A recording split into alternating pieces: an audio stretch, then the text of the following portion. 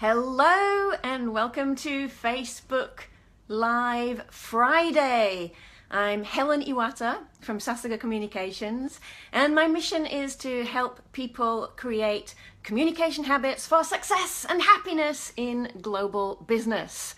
And I'm doing something new today because up until now in the Facebook Lives we've been vertical, and today we're trying out horizontal, and I'll just see how this works. It's a little bit strange because I can see that I'm looking in a different place to where I'd be looking normally. I'd love to hear what you think about it, whether it works well or not.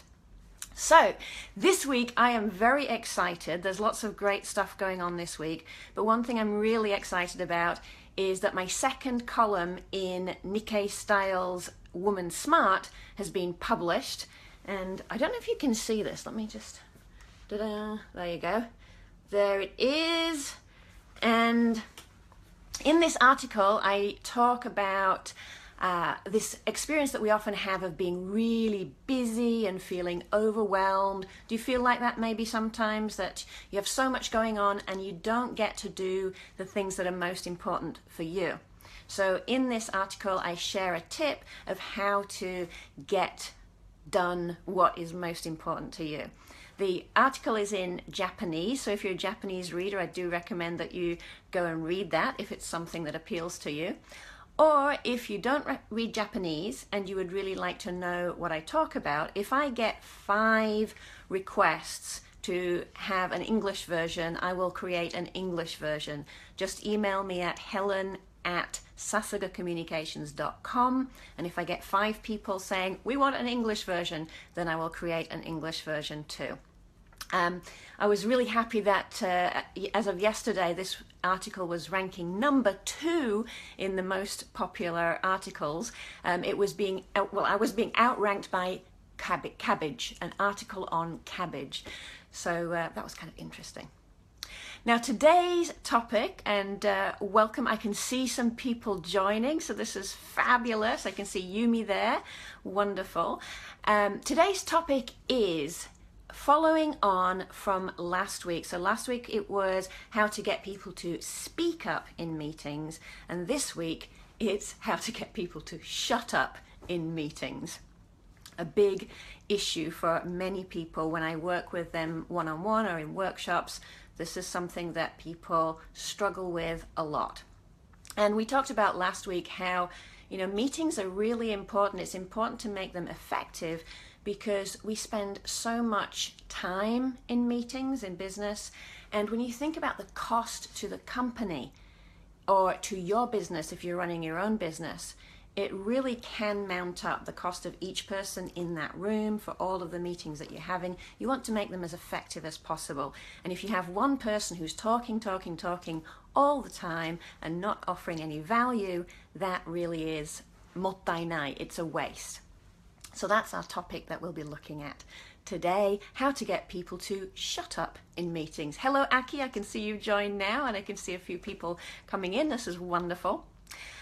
So the way that I'm going to go through this is the same as usual, that I will be checking the comments, and then I will go into talking about 3. I was kind of deciding, should I go with 2 or 3? I've decided to go with 3 tips for how to get people to shut up in meetings. And then I'll also welcome your questions and comments again at the end. For people who are joining live, thank you for joining live, and for people who are watching the recording, you can still comment in the Facebook page on this. So I'm happy to respond to comments afterwards as well. Okay, and people who are joining live, you can comment at any time, and I will look at those a little bit later on. So I know it sometimes takes a few minutes to write those comments in. So, tip number 1 for how to get people to shut up in meetings is clarify expectations. You may remember that this is actually the same as the first tip last week for how to get people to speak up in meetings. It's the same for how to get people to shut up in meetings, because you want to be clear, particularly on the roles of the people in the meeting. What is it that you expect from them, and how much do you expect from them? So for example, do you want them to be presenting some information? Do you want them to be contributing their ideas or asking you questions? Make it clear what you want from people. And also, as you are clarifying this, make it clear how long do you want people to talk for if you are asking them to present. So sometimes if you find that people are going on for a long time, you could say, could we have an update from each person for about 1 minute?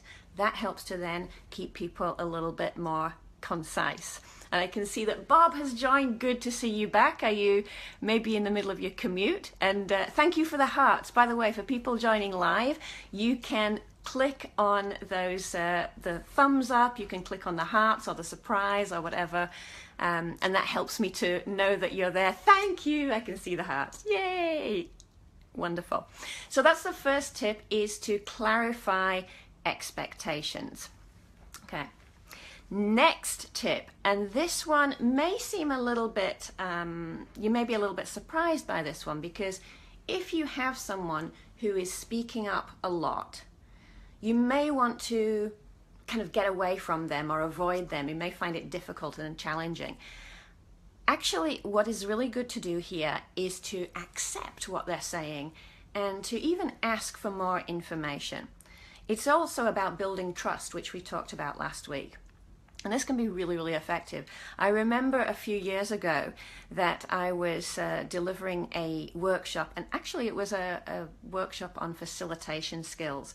There was a group of people, I think maybe about 10, and of all different levels in the organization. So some very junior people and one person in particular who was quite senior.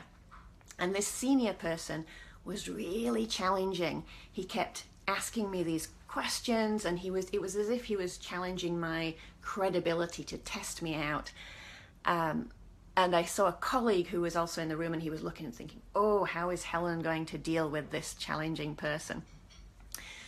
What I did though was I accepted what he was saying, and I also asked him more questions and actually even got him to speak up a little bit more. By doing that, it helped to build trust, and then he kind of stopped interrupting and talking in the meeting, in the session a little bit later on. So it worked out really well. So the second tip is to accept and even ask for more. The third tip is to write it up. Write up what the person said. So this could be the comments that the person is making. If they're related to what your agenda is, use maybe a whiteboard, maybe a flip chart. Also these, have you seen these wonderful things? Turn it around. This kind of portable whiteboard or portable flip chart, really, really handy. So you can use these to write up what is being said in the meeting. And if a person sees that their comment has been written up, it tends to get them to stop talking and kind of going on at you about their topic. So that's really helpful if it's related to your agenda. But what happens if someone brings up a topic that's different from what you wanted to talk about? Well, you could still write that up. Write it on a separate flip chart, a separate piece of paper, and have that as the things that you can talk about later if you have time, or in a separate meeting. And when you do that, what's really important is to get the agreement of the whole group, rather than making a decision yourself saying, oh, that's not related to our current topic, let's talk about it later. Some people might want to talk about that topic, so check with everybody. If everybody agrees, you can change your agenda and bring in that new item, or you can agree to talk about it later and it goes on to the flip chart or the whiteboard or whatever you're using. So that is my third tip. So today we talked about clarify expectations, we talked about accepting and asking, And we talked about writing up as 3 ways to get people to shut up in meetings so that you can get on and you can give other people a chance to talk.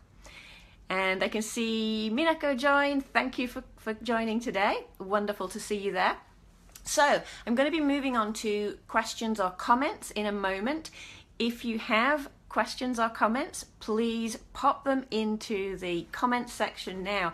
You could even just let me know, where are you listening from?